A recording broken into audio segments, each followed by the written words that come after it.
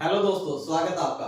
बच्चों, आज हम कर रहे हैं टाइप्स ऑफ ग्रामर की जो ग्रामर है वो डेवलप कैसे हुई, यानी कि 20th जो सेंचुरी थी उससे पहले ग्रामर का स्ट्रक्चर क्या था और आज का स्ट्रक्चर क्या है। तो आइए आज हम इसको थोड़ा सा ब्रीफली एक्सप्लेन करते हैं। देखिए, इसको हम दो भागों में बांट सकते हैं। पहला है ट्रेडिशनल ग्रामर और दूसरा है फॉर्मल भी बोलते हैं या फिर इसको बोलते हैं स्ट्रक्चरल ग्रामर, यानी कि पूरे रूल्स एंड रेगुलेशन के साथ। इसको हम ओल्ड और न्यू मानकर चलेंगे, यानी कि जो 18th सेंचुरी से पहले थी उसको हम बोलेंगे ओल्ड और जो 18th सेंचुरी के बाद यानी कि आज तक जो चल रही है वो है न्यू। तो आइए हम इसको थोड़ा एक्सप्लेन हम करते हैं। देखिए, ये डेवलप कब हुई थी? मेनली इन 20th सेंचुरी में ये डेवलप हुई थी, यानी कि आज 2023 चल रहा है तो कम से कम इसको 200 साल तक हो गए हैं। ऑलराइट, 200 से 300 साल हम इसको मानेंगे। जो पहले की ग्रामर थी ना वो अनसाइंटिफिक थी और इनफॉर्मल थी, यानी कि पहले कोई रूल्स रेगुलेशन उसके साथ नहीं थे और कोई भी वो उसमें फॉर्मेलिटी नहीं थी। यानी कि आज अगर हम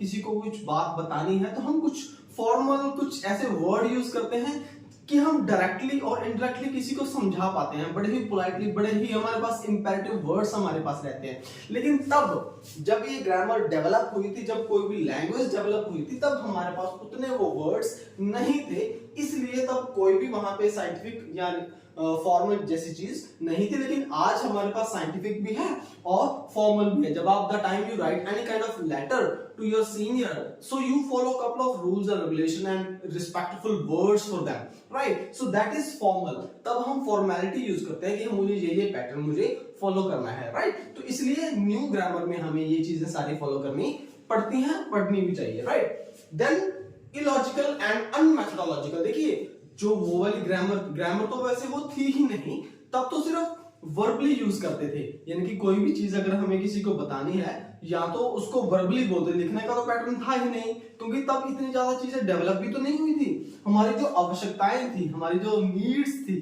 वो बहुत ही कम थी। इतना ज्यादा बिजनेस भी डेवलप नहीं था, क्योंकि जैसे जैसे बिजनेस डेवलप होता है वैसे वैसे नए वर्ड्स न्यू जो है ना जनरेट होते हैं।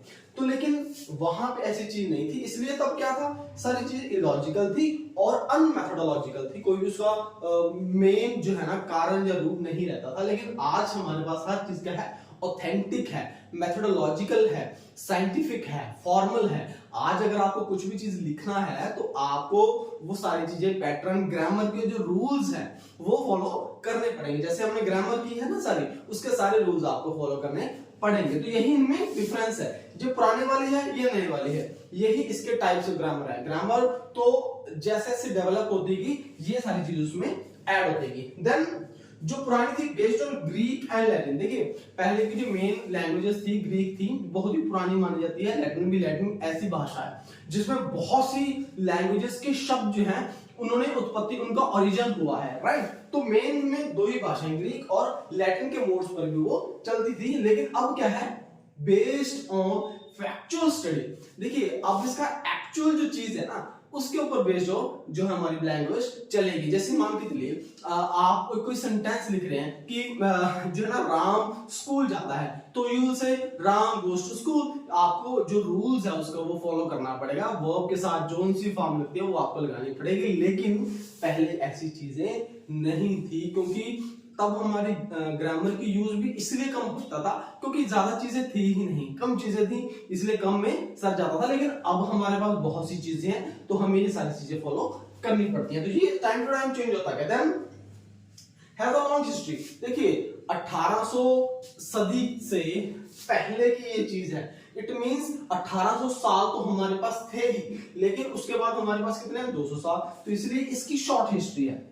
जो अब लैंग्वेज जनरेट हो रही है इसकी बहुत ही शॉर्ट यानी कि कम हिस्ट्री है, जबकि जो पुरानी चीज थी उसकी बहुत ही ज्यादा जो है ना लॉन्ग हिस्ट्री हमारे पास। अगर आप पढ़ेंगे लिटरेचर, इंग्लिश का लिटरेचर पढ़ेंगे, you will really enjoy the literature of English, क्योंकि उसमें जैकोबिन एरा है, रोमांटिक एरा है, रेनेसांस है और बहुत से विलियम शेक्सपियर ने जो चीजें लिखी हैं, जो से तो उसकी बहुत ही लॉन्ग हिस्ट्री है हमारे पास। लेकिन उसके बाद की हिस्ट्री हमारे पास है, अवेलेबल है, लेकिन उतनी लंबी चौड़ी नहीं है जितनी की ये थी हमारे पास। Then humanistic and philosophical. देखिए, पहले फिलोसफी ज्यादा थी, जो हमारी भावनाएं हैं, फीलिंग है, रोमांटिसिज्म है, जैसे मैंने आपको बताया, तो उन चीजों को ये ज्यादा एक्सप्लेनेशन थी इन चीजों की। तब ग्रामर के ऊपर ध्यान ना दे करके फीलिंग्स के ऊपर ध्यान दिया जाता था, लेकिन अब जो है मल्टी यूज है। जैसे कोई अगर आपको वर्ड कह रहा है तो डायरेक्ट को इनडायरेक्ट तरीके से बोला जाता था ताकि ऑडियंस को समझ भी आ जाए और डायरेक्ट बोला भी ना जाए। तो ये न्यू ग्रामर में जो है चीजें जनरेट हुई थी, अब वाली ग्रामर में जनरेट हुई थी। जैसे एम्पिरिकल साइंटिफिक मॉडर्न स्टडी, अब ये मॉडर्निज्म की तरफ चल पड़ा एरा, हमारा ये युग है, एरा मींस युग, जो हमारा युग है एरा है वो मॉडर्निज्म की तरफ चल पड़ा था और पुरानी जो चीजें थी वो धीरे धीरे जो है ना धुंधली हो जाएगी और न्यू जो हमारी ग्रामर है इसने इसका स्थान ले लिया और लेना भी चाहिए। देखिए प्रकृति का नियम है, चेंज परिवर्तन हर चीज में संभव है। लास्ट पॉइंट हमारा, studies languages as if they are all alike. देखिए ऐसा माना जाता था कि हर जगह स्टडी ऐसा की जाती थी कि अगर एक जगह है तो दूसरी जगह पर भी इसको ऐसा बोला जाएगा, लेकिन ऐसा था नहीं।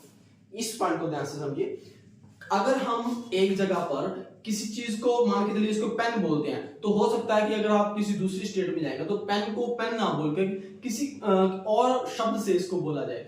ऐसा होता ना, जैसे यहाँ पे लिखा studies as culture as no two cultures are alike. देखिए जो चीज एक जगह पर बोली जाती है अगर आप दूसरी जगह पर जाएंगे तो उसी चीज को किसी और नाम से बोला जाएगा, अर्थ वही रहेगा लेकिन बोलने का जो उसका शब्द है वो और हो जाएगा, चीज वही होगी। तो यही इस चीज में बताया गया है कि पहले ऐसा माना जाता था कि सब चीजें सेम है और एक ही लैंग्वेज की चीजें सब जगह बोला जाता है, लेकिन बाद में हमें ये डिस्कवर किया कि नहीं यार, जो चीज इसको यहाँ बोला जाता है उसी चीज को यहाँ पे तो कुछ और बोला जाता है। तो धीरे धीरे ऐसी चीजें डेवलप होती गई, ऐसा माना गया कि नहीं हर जगह दूसरी जगह पर जाके उन चीजों का जो बोलने का तरीका वो चेंज हो जाता है। तो यही इस आज की मेरी छोटी सी क्लास का पैटर्न यही था कि मैं आपको इसके थोड़ा सा बेस जो है ना मैं बताऊं। मैंने थोड़ा सा इसके रिसर्च किया था, तो आई थॉट कि just I wanted to share this all information with you guys. तो आई होप कि आपको ये छोटी सी क्लास पसंद आई होगी दोस्तों।